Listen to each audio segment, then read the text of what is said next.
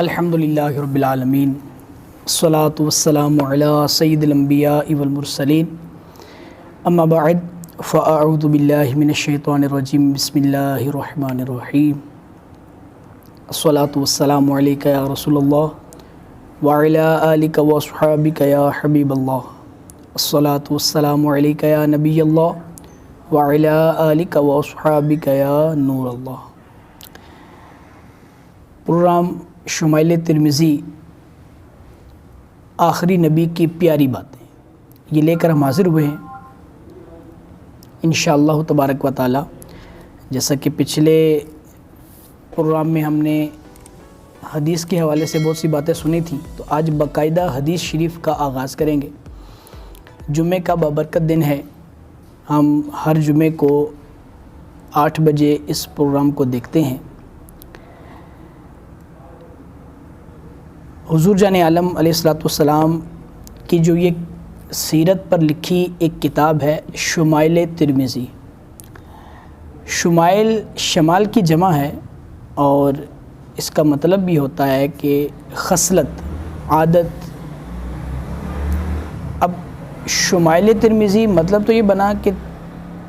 ترمذی جو امام ترمذی ہیں ان کی عادات، تو ایسا نہیں ہے، بلکہ چونکہ یہ شمائل الشمائل ہے، الف لام ہے شروع میں، تو یہ اس کی طرف اشارہ کرتا ہے جو عہد ذہنی کی طرف اشارہ کرتا ہے، اور یہ بتاتا ہے کہ یہ حضرت ترمذی نے، امام ترمذی نے یہ شمائل لکھے ہیں کس کے؟ حضور جان عالم علیہ الصلوۃ والسلام کے۔ تو انشاءاللہ تبارک و تعالی ہم اس میں حضور جان عالم علیہ الصلوۃ والسلام کے سر کے بالوں مبارک سے لے کر حضور جان عالم علیہ الصلوۃ والسلام کے پاؤں کے ناخنوں تک ہم حضور کی بہت سی باتیں، حضور کے حلیہ مبارک، حضور کی سیرت، حضور کا حسن مبارک، حضور اپنی ازواج سے کیا معاملات رکھتے تھے، کیسے معاملات، حضور گھر میں کیسے تھے، حضور بطور سپہ سالار کیسے تھے، یعنی اس کے اندر ہر سیرت کا ہر پہلو موجود رہے گا۔ تو ہم کوشش کریں گے کہ احادیث، بہت سی حدیثیں مکررات بھی آتی ہیں اور ایک ہی باب کے اندر بہت سی حدیث ایک جیسی ہوتی ہیں، تو ایک حدیث بما ترجمہ ہم بیان کریں گے، بقیہ حدیث برکت کے لیے صرف حدیث سن لیں گے۔ اس حدیث کے اندر اگر کوئی ایک نیا لفظ یا 2 نئے لفظ یا کوئی ایک جملہ نیا آتا ہے تو اس کا ترجمہ کر لیں گے،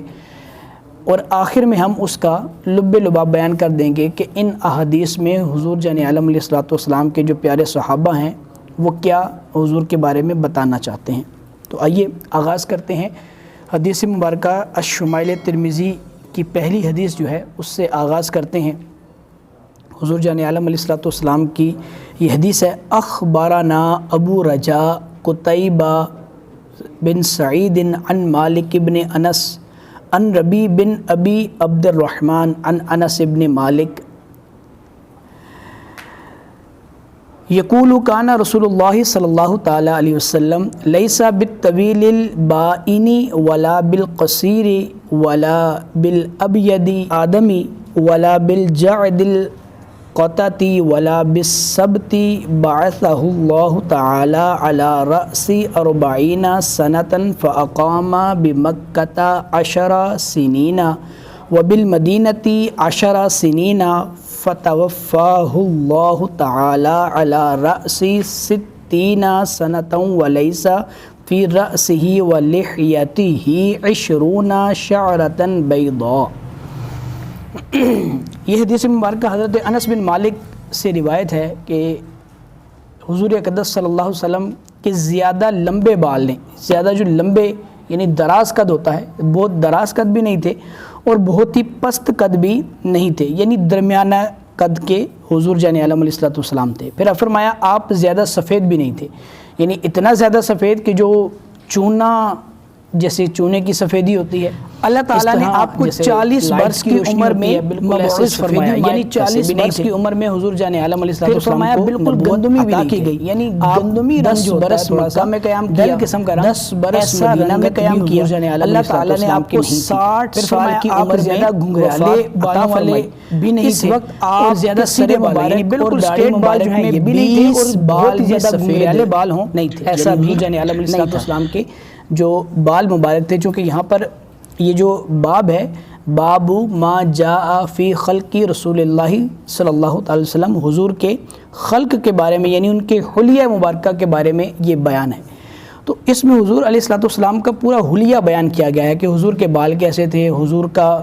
جو ہے وہ قد مبارک کتنا تھا، حضور کی رنگت مبارک کیسی تھی۔ تو یہ، اور پھر ساتھ ہی اس میں حضور جان عالم علیہ الصلوۃ والسلام کی عمر کے متعلق بھی حضرت انس کی اس روایت کے اندر بیان کر دیا گیا۔ اب سوال ایک پیدا ہوتا ہے کہ حضور جان عالم علیہ الصلوۃ والسلام کی عمر مبارکہ جو تھی، ہم نے تو سب نے یہ سنی کہ یہ 63 سال تھی، حدیث بتاتی ہے کہ 60 سال تھی۔ تو یہ حدیثیں ہم سن لیتے ہیں، پھر اس کے بعد آخر میں اس سوال کا جواب بھی میں انشاءاللہ عرض کرتا ہوں۔ اگلی جو حدیث مبارکہ ہے یہ حضور علیہ الصلوۃ والسلام کے اسی جو مبارک حلیہ اوپر بیان کیا گیا، اسی سے ریلیٹڈ ہے۔ تو ہم صرف حدیث سنتے ہیں، چونکہ اس میں کوئی نیا لفظ نہیں ہے تو ہم صرف حدیث سنیں گے، ترجمہ نہیں کریں گے۔ عن انس بن مالک قال حانا رسول اللہ صلی اللہ تعالی علیہ وسلم ربعتن ولیس بالطویل ولا بالقصیر حسن الجسم، یعنی خوبصورت جسم والے، وکانا شعرہ لیس بجعد ولا سبت اسمر اللون اذا مشا یتکفا۔ یہاں پر دو باتیں نہیں بیان کی گئی ہیں، وہ یہ ہے کہ حضور جان عالم علیہ الصلوۃ والسلام جب چلتے تھے تو آگے کی طرف جھک کر چلتے تھے، یعنی حضور علیہ الصلوۃ والسلام کے چلنے کے بارے میں یہاں ایک اس حدیث کے اندر نئی بات یہ بیان کی گئی کہ جب آپ چلتے تھے تو ایسا محسوس ہوتا تھا جیسے آپ ڈھلان کی طرف اتر رہے ہیں۔ جیسے ہم سیڑھیاں اترتے ہیں یا کسی بھی ڈھلان کی طرف نیچے اترتے ہیں تو ہمارا جسم جس طرح آگے جھکا ہوا ہوتا ہے، تو حضور جان عالم علیہ الصلوۃ والسلام ایسے جھک کر چلتے تھے۔ یہاں پر دو باتیں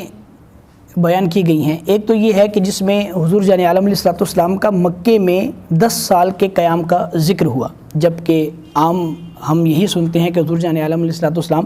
مکہ شریف کے اندر 13 برس رہے اعلان نبوت کے بعد۔ اور یہاں حضرت انس کی جو پہلی حدیث ہم نے سنی اس میں یہ لکھا کہ حضور جان عالم علیہ الصلوۃ والسلام 10 سال مکہ مکرمہ میں رہے۔ تو اس کی بات جو ہے وہ یوں ہے، اس کے دو جوابات ہیں۔ ایک تو یہ ہے کہ اکائیوں کا ذکر جو ہے وہ نہیں کیا جاتا تھا اہل عرب کے نزدیک، وہ صرف دہائیوں کا ذکر کرتے، 10 سال 20 سال 30 سال، لیکن اس کے بعد اوپر جو 10 کے بعد آگے 11 سے لے کے 19 تک کے جو عدد تھے اس کو وہ شمار نہیں کرتے تھے، یعنی صرف ان کے ہاں اکائیوں کا ذکر نہیں ہوتا تھا، صرف دہائیوں کا ذکر ہوتا تھا۔ تو اس لیے چونکہ 13 سال کا جو وہ 3 والا جو عدد تھا اس کو شمار نہیں کیا گیا، صرف 10 سال کا تذکرہ کیا گیا۔ ایسے ہی اس کا دوسرا جواب جو عمر مبارک کے لیے ہے کہ 60 سال کی عمر میں آپ نے وفات پائی، تو اس میں بھی یہی ہے کہ آپ علیہ الصلوۃ والسلام جو 63 جو اوپر 3 کی اکائی تھی اس کا ذکر جو ہے وہ انہوں نے نہیں کیا۔ اور اسی طرح حضور جان عالم علیہ الصلوۃ والسلام کے جو بال مبارک تھے ان کے بارے میں یہاں پر تعداد بیان کی گئی کہ حضرت انس کی حدیث میں تھا کہ آپ کے ٹوٹل 20 بال جو ہیں وہ سفید نہیں ہوئے تھے، یعنی 20 بھی گن کر اگر گنے جائیں تو 20 بال بھی سفید نہیں تھے۔ تو اس کی تعداد میں جو ہے وہ مختلف روایت ہیں، بعض حضرات نے جو ہے وہ کہا ہے کہ 14 بال تھے، بعض نے 17، بعض نے 18 اور بعض نے 20 بال لکھے، یعنی 4 روایتیں آتی ہیں اس میں کہ آپ حضور جان عالم علیہ الصلوۃ والسلام کے سر مبارک اور داڑھی مبارک کے ٹوٹل بال ملا کر بھی 20 سے زیادہ بھی سفید ابھی نہیں ہوئے تھے۔ یہاں پر دوسری بات حضور کے قد مبارک کے بارے میں بیان کی گئی کہ حضور جان عالم علیہ الصلوۃ والسلام کا جو مبارک قد تھا وہ نہ بہت زیادہ بلند تھا اور نہ بہت زیادہ پست قد کے تھے، درمیانے قد کے تھے۔ لیکن حضور کے قد کے بارے میں یہ ایک معجزتاً بات یہ پائی جاتی ہے کہ جب 150 لوگوں کے درمیان میں حضور جان عالم علیہ الصلوۃ والسلام تشریف فرما ہوں، چاہے آپ کھڑے ہیں یا چاہے آپ بیٹھے ہیں، ان سب میں دراز قد محسوس ہوتے، دور سے دیکھنے والا بھی آپ کو محسوس کر لیتا کہ وہ فلاں قد والے جو بزرگ ہستی کھڑے ہیں وہ حضور جان عالم علیہ الصلوۃ والسلام کی ذات والا صفات ہے۔ اس کا یہ مطلب نہیں کہ حضور سب میں بلند قد تھے، حضور کا قد اس قدر بلند نہیں تھا کہ لوگ دیکھنے میں اس کو لمبا کو محسوس کریں، لیکن یہ حضور کا معجزہ تھا کہ وہ سب لوگوں میں بھی نمایاں نظر آیا کرتے تھے۔ ایسے ہی اگر آپ تشریف فرما ہوں، بیٹھے ہوں، تو تب بھی آپ سب لوگوں میں ایک نمایاں انداز میں بیٹھے ہوئے نظر آتے تھے۔ پھر اسی کے ساتھ حضور جان عالم علیہ الصلوۃ والسلام کی رفتار کا ذکر ہوا کہ حضور یتکفا کا لفظ استعمال ہوا کہ حضور جو ہے وہ ایسی درمیانی چال چلتے تھے کہ نہ بہت زیادہ بھاگنا شمار کیا جائے۔ اچھا، اس یتکفا کے بہت سے معنی مراد ہوتے ہیں عربی میں۔ ایک معنی اس کا یہ بھی مراد لیا جاتا ہے کہ حضور جان عالم علیہ الصلوۃ والسلام اپنے پاؤں گھسٹ کر نہیں چلتے تھے، یعنی جیسے عورتیں ہوتی ہیں عموماً آپ نے دیکھا ہوگا عورتوں کو کہ عورتیں جو ہیں وہ جب وہ چلتی ہیں تو عموماً وہ اپنے پاؤں کو زمین کے ساتھ رینگ کر چلتی ہیں، گھسیٹتے ہوئے چلتی ہیں، بعض عورتوں کی عادت ہوتی ہے بعض کی نہیں بھی ہوتی خیر. اور اسی طریقے سے حضور جان عالم علیہ الصلوۃ والسلام جو ہے وہ پاؤں گھسیٹ کر نہیں چلتے بلکہ مردانہ قوت کے ساتھ وجاہت کے ساتھ اپنے قدموں مبارکوں کو اٹھا کر چلا کرتے، اور پھر جب چلتے تو چلنے میں ایسا محسوس ہوتا جیسے جھک کر چل رہے ہیں. یہ حضور جان عالم علیہ الصلوۃ والسلام کی کمال عاجزی تھی کہ آپ جب چلتے تو چلنے میں آپ کی جو جسم کی حیت تھی، باڈی لینگویج تھی، وہ ایسے غرور و تکبر والی نہ تھی بلکہ آپ کی باڈی لینگویج ہمیشہ عاجزی والی ہوتی، جھک کر چلتے، ایسا محسوس ہوتا جیسے آپ ڈھلوان سے نیچے اتر رہے ہیں. پھر آپ کی جو رفتار مبارک تھی وہ اس قدر دھیمی تھی اور اس قدر مناسب تھی کہ کوئی بھی شخص جو ہے وہ آپ کے ساتھ آسانی کے ساتھ جو ہے وہ چل سکتا تھا، اور آپ کی رفتار کا ساتھ جب وہ ساتھ دیتا. لیکن یہ بھی ایک معجزہ ایسا تھا حضور جان عالم علیہ الصلوۃ والسلام کا کہ کوئی بھی آپ سے آگے نہیں بڑھ سکتا. کوشش کرتے کہ ہم جب چلیں تو چلنے میں ہم حضور کے ساتھ ساتھ چلیں یا حضور سے آگے چلیں، تو حضور سے آگے چلنے کی کسی میں ہمت نہیں ہوتی تھی اور وہ آگے چل نہیں سکتا تھا. یہ حضور کی رفتار کا یہ بھی ایک معجزہ تھا کہ کوئی اگر بے شک تیز دوڑ رہا ہو حضور کے ساتھ لیکن وہ حضور کی رفتار کا مقابلہ نہیں کر سکتا تھا. آگے حضور جان عالم علیہ الصلوۃ والسلام کی حدیث ہے. حدثنا شعبہ عن ابی اسحاق قال سمعت البراء بن عازب یقول کان رسول اللہ صلی اللہ تعالی علیہ وسلم رجلا مربوعا بعید ما بین المنکبین عظیم الجمۃ الی شمحۃ اذنیہ علیہ حلۃ حمراء ما رأیت شیئا قط احسن منہ. یہاں حضور جان عالم علیہ الصلوۃ والسلام کے مبارک حلیے میں آپ کے درمیانے قد ہونے کے ساتھ ساتھ آپ کے کندھوں کے فاصلے کو بیان کیا گیا. یعنی حضور جان عالم علیہ الصلوۃ والسلام کے کندھوں کا جو فاصلہ تھا وہ زیادہ تھا، یعنی ایک ہوتا ہے بالکل گھٹے ہوئے قد کا، کندھوں کو بالکل قریب ہونے سے ان کے جو وجاہت ہے، مردانہ وجاہت ہے، اس میں فرق آتا ہے. لیکن حضور جان عالم علیہ الصلوۃ والسلام کے جو مبارک کندھے تھے یہ بالکل روشن تھے اور ان میں فاصلہ تھا. پھر اسی کے بارے میں اسی حدیث کے اندر ایک یہ بات آئی کہ آپ نے حمراء حلہ یعنی سرخ جبہ زیب تن فرمایا ہوا تھا.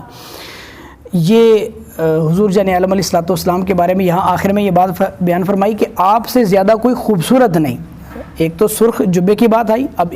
اس کے بارے میں بھی علماء نے یہ لکھا ہے کہ حضور جان عالم علیہ الصلوۃ والسلام نے جو سرخ جبہ استعمال فرمایا اس کا مطلب یہ ہے کہ حضور جان عالم علیہ الصلوۃ والسلام نے صرف سرخ رنگ کو اس لیے استعمال فرمایا کہ اس کی جواز کی نشانی مل جائے کہ سرخ رنگ کا جبہ پہننا یہ منع نہیں ہے، سرخ رنگ کا لباس پہننا یہ منع نہیں ہے، سرخ رنگ کا لباس پہنا جا سکتا ہے. چونکہ خود حضور جان عالم علیہ الصلوۃ والسلام نے زیب تن فرما کر اس بات کی طرف اشارہ دے دیا کہ سرخ رنگ کا کپڑا پہننا کوئی منع نہیں ہے. لیکن چونکہ ہمارے ہاں یہ ایک رواج ہے کہ سرخ رنگ کا جو لباس ہے وہ عورتیں ہی پہنتی ہیں، اور زیادہ تر عورتیں ہی جو ہے وہ لال رنگ کے کپڑے اور دوپٹے اور اس طرح کی چیزیں اوڑھتی ہیں، تو اس لیے مردوں کو یہ منع عورتوں کی مشابہت کی وجہ سے کیا گیا ہے. لیکن اگر کوئی دھاری دھار کوئی ایسا کپڑا ہو جس کے اندر کوئی سرخ رنگ کی لائنیں ہوں یا کچھ ایسی چیزیں ہوں تو اس میں کوئی حرج نہیں ہے. آگے حضور جان عالم علیہ الصلوۃ والسلام کے بالوں کی کیفیت کو بیان کیا گیا کہ حضور جان عالم علیہ الصلوۃ والسلام کے بالوں کی کیفیت کیسی تھی. اب اس میں حضور جان عالم علیہ الصلوۃ والسلام کے بالوں کے لیے جو لفظ استعمال ہوا اس کے 3 مطلب نکلتے ہیں، 3 مختلف الفاظ کے ساتھ اس کو ذکر کیا گیا. اب اس کا مطلب یہ ہے کہ حضور جان عالم علیہ الصلوۃ والسلام کے جو بال تھے یہ آدھے کان تک تھے، یہ جو کان کا پورا حصہ ہوتا ہے اس کے آدھے کان تک تھے، یا کان کے بالائی حصے آخری جو بالکل آخری والا حصہ ہے اس تک تھے، کان کی لو بھی جسے کہتے ہیں. اور ایک میں جو لفظ استعمال ہوا جمہ کا مطلب یہ ہے کہ حضور جان عالم علیہ الصلوۃ والسلام کے جو بال مبارک تھے یہ کندھے کی ہڈی تک تھے. اب چونکہ بال مبارک جو ہیں یہ بڑھنے والی چیز ہے، تو ایک صحابی حضور کے پاس جس وقت میں تشریف لائے تب آپ نے بال نئے نئے تراشے تھے اور وہ آدھے کان تک تھے. کچھ وقت کے بعد دوسرے صحابی تشریف لائے تو اس وقت چونکہ بال بڑھنے والی چیز تھے وہ بڑھ کے کان کی لو تک پہنچ گئے، تو اس صحابی نے جس نے پہلے دیکھا اس نے آدھے کان کی لو تک کا کہہ دیا جی آدھے کان تک بال تھے، جس نے بعد میں دیکھا اس نے یہ کہہ دیا کہ حضور جان عالم علیہ الصلوۃ والسلام کے بال جو تھے وہ تو کان کی لو تک تھے. جب مزید بڑھ گئے تو کچھ عرصے بعد تیسرا صحابی آیا تو اس نے دیکھا تو اس نے کہا جی حضور کے بال جو تھے وہ تو کندھوں سے کچھ اوپر تک تھے. تو اب اس میں یہ یاد رہے چونکہ یہ بال بڑھنے والے ہیں تو جس نے جتنا دیکھا اس نے اتنا روایت کر دیا. تو مطلب یہ کہ آپ آدھے کان کے لو سے یہ زلفیں رکھنے کے بارے میں ہے. اگر کوئی شخص اپنے انگریزی کٹ جیسے ہمارے ہاں عام فوجی کٹ جسے کہتے ہیں یا اور مختلف طرح کے کٹوں کے نام آ گئے ہیں تو ان کٹوں کے بارے میں نہیں ہے, یہ زلفیں رکھنے کے بارے میں ہے کہ حضور کی زلفیں ایسی ہوتی تھیں. حضور نے 2 ہی قسم کے بال رکھے ہیں. 2 قسم کے بال کیسے؟ ایک یہ ہے کہ حضور جان عالم علیہ السلام نے یا تو زلفیں رکھی ہیں تو یا پھر آپ نے حج کے موقع پر حلق شریف کروایا ہے کہ یعنی بالکل پورے سر سے بال اتار دیے ہیں. اس کے علاوہ تیسری کوئی بھی قسم بالوں کی حضور علیہ السلام کے پاس نہیں تھی, نہ ہی وہ سنت کی اس میں شمار کیا جائے گا. تو جو بال مبارک تھے وہ چونکہ کان کے آدھے لو تک تھے تو وہ آدھے کان کے لو سے نیچے اب بڑھتے کندھوں تک پہنچیں گے. تو اس کا مطلب یہ ہے کہ وہ سارے کے سارے انداز سنت ہی ہیں کیونکہ آدھے کان کے لو سے بڑھ کر ہی وہ کندھوں تک پہنچے ہیں. تو لہذا وہ سارے کے سارے اس طرح سنت ہیں, لیکن رکھے جائیں کیا؟ زلفیں, دوسرے بال جو ہے وہ نہ رکھے جائیں. اب اس میں آیا سرخ لباس کا. تو جیسے میں نے پہلے عرض کیا کہ سرخ لباس جو ہے یہ صرف بیان جواز کے لیے تھا کہ حضور جان عالم علیہ السلام نے سرخ لباس پہنا, اور یہی ایک روایت بخاری شریف کے اندر بھی امام بخاری نے نقل فرمائی ہے,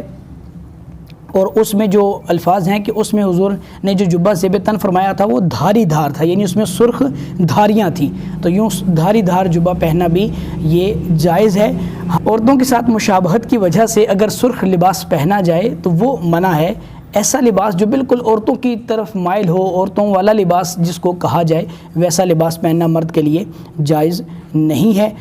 یہ آج کے 2 باتیں ہم نے سنی, ایک حضور علیہ السلام کے قد مبارک کے بارے میں اور حضور علیہ السلام کے حلیہ مبارک کے بارے میں. حضور علیہ السلام کے